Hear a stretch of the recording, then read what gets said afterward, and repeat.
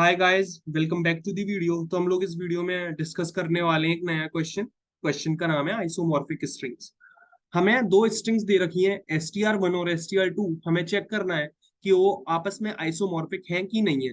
ठीक है, तो आइसोमॉर्फिक है क्या?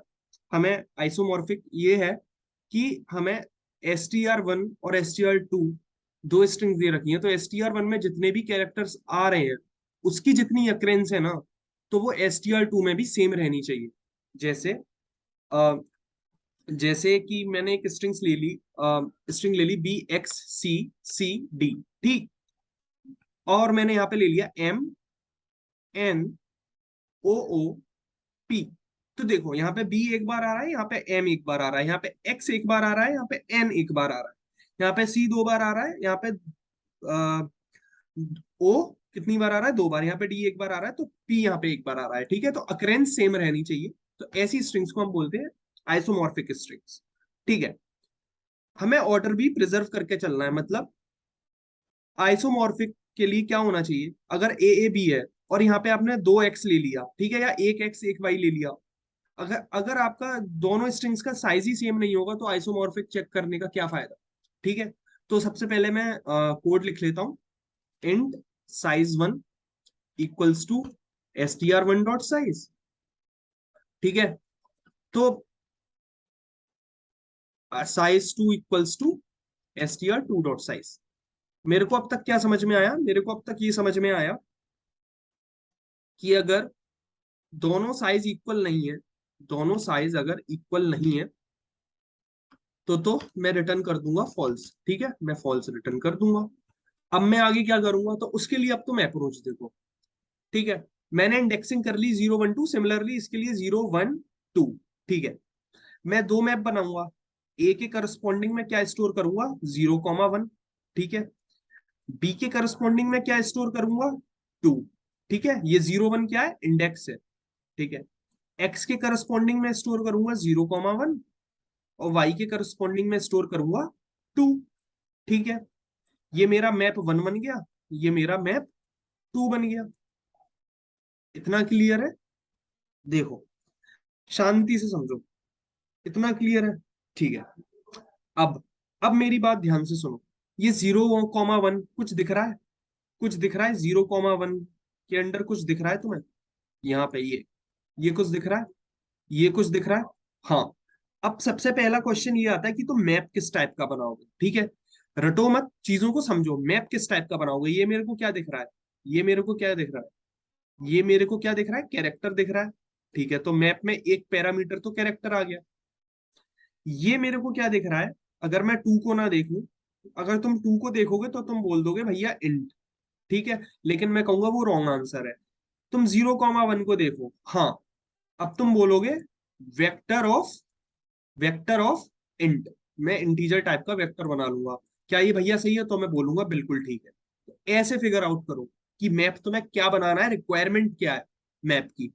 मैंने मेरा हैश मैप का पहला वीडियो देखना, मैंने उसमें भी यही बोला था कि हैश मैप अपनी रिक्वायरमेंट के हिसाब से बनाना। ठीक है, किसी की बातों में ना आना। अगर तुम्हें लग रहा है यहाँ पे कोई और हैश मैप बन सकता है इस क्वेश्चन में या किसी भी और क्वेश्चन में, लगाना। ठीक है, वो अप्रोच लगाना और अप्लाई करके देखना। ठीक है, और बेसिक मैप की एसटीएल सीख लेना। हाँ, तो मैं क्या करूंगा? मैं अनऑर्डर्ड मैप, पहली वाली स्ट्रिंग को मैं मैप करूंगा। ठीक है, इसके लिए मैं character comma vector of int. ठीक है, MP1। फिर मैं सिमिलरली दूसरी स्ट्रिंग के लिए मैप बनाऊंगा।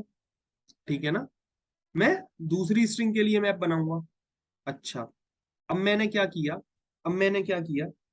मैंने करा पहली स्ट्रिंग के ऊपर आइटरेट।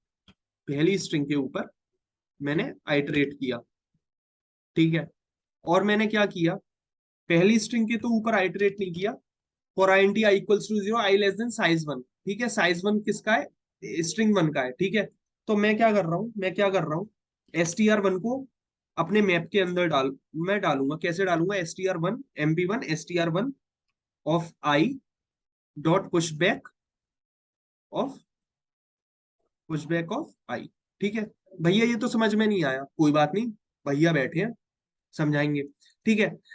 सबसे पहले i इक्वल टू 0, साइज 1 में क्या आएगा, 3 आएगा, क्योंकि स्ट्रिंग का साइज मेरा 3 है। ठीक है। 0 लेस देन 3 है, हाँ है। तो str1 ऑफ 0, str1 ऑफ 0 में क्या है, a है। str1 ऑफ 0 में क्या है, str1 ऑफ 0 में 0th इंडेक्स पे क्या है, मेरा a है। अच्छा, तो वो बोल रहा है कि एस कि mp1 ऑफ a, मतलब मैप वन में जो a है ना, मैप वन में जो a है, वहां पे जाके तू आई पुश बैक कर दे, आई पुश बैक कर दे, मतलब 0 डाल दे। फिर मेरा यहाँ पे आएगा पॉइंटर 1 पे, तो वो क्या कहेगा, str1 ऑफ 1, str1 ऑफ 1 क्या है, a। तो वो क्या बोलेगा, मैप में ना a वाली पोजीशन पे 1 डाल दे। तो मैंने 1 डाल दिया। ठीक है, ऐसे मैप मेरा बन रहा है।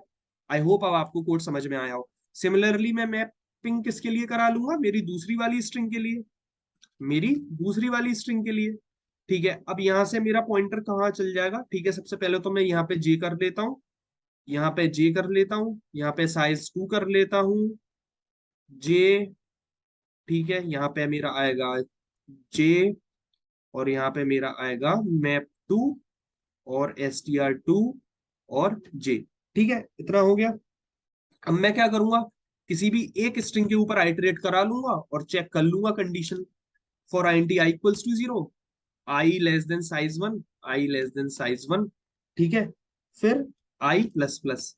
ठीक है, यहां तक तो तुमने क्या किया, यहां तक तुमने कुछ नहीं किया। ठीक है, यहां तक तुमने कुछ नहीं किया, सिर्फ ये दोनों मैप बना लिए तुमने। ठीक है, ये दोनों मैप बना लिए। अब तुम क्या करोगे, अब असली काम शुरू होगा। ठीक है, रियल में देखा जाए तो ये वाला फॉर लूप में लिखूंगा, वही एक्चुअल कोड है। ठीक है, इफ मैप 1 का str ऑफ मतलब मैप 1 में str1 ऑफ i। ठीक है, तुमने उठाया। ठीक है, क्या वो मतलब अगर वो इक्वल टू नहीं है मैप 2 के str2 ऑफ i के। ठीक है, तो तुम क्या करोगे, रिटर्न कर दोगे फॉल्स। नहीं तो तुम नहीं तो तुम एंड में रिटर्न कर दोगे ट्रू, रिटर्न कर दोगे ट्रू। ठीक है, ये वाली कंडीशन समझ में नहीं आई है, समझाएंगे। str1 ऑफ 0 में क्या था, मेरा a था। ठीक है, अब वो mp1 ऑफ a आया। ठीक है, मैप वन में a। ठीक है, मैप 1 में a है। अगर उसकी अक्रेंसेस अगर उसकी अक्रेंसेस इस वाले मैप की अक्रेंसेस के इक्वल नहीं है, अगर इक्वल नहीं है, तो वो रिटर्न कर देगा फॉल्स। ठीक है, वो रिटर्न कर देगा फॉल्स। ठीक है, और अगर ट्रू है, अगर ये वाली कंडीशन ट्रू हो जाती है, ठीक है, तो वो रिटर्न कर देगा ट्रू। मतलब अगर ये फॉल्स हिट नहीं करेगा तो वो रिटर्न कर देगा true. If map 1 of str of i is not equals to map 2 of str2 of i। ठीक है, आई होप तुम्हारे समझ में आ गया हो। ठीक है, टाइम कॉम्प्लेक्सिटी इसकी लीनियर होगी, स्पेस कॉम्प्लेक्सिटी भी लीनियर होगी। रन करके देख लेते हैं, मिस्टेक निकलनी नहीं चाहिए कोई। ठीक है, और ठीक है, देखते हैं सारे टेस्ट केस चल जाते हैं। यस, चल गया, सारे टेस्ट केस हमारे चल गए। तो आई होप ये वीडियो आपको समझ में आई हो। काफी आसान क्वेश्चन है, और वही आपकी 450 वाली शीट का क्वेश्चन है। ठीक है, तो मिलते हैं हम लोग अपनी अगली वीडियो में। तब तक के लिए आप पढ़ाई करते रहिए। All the very best.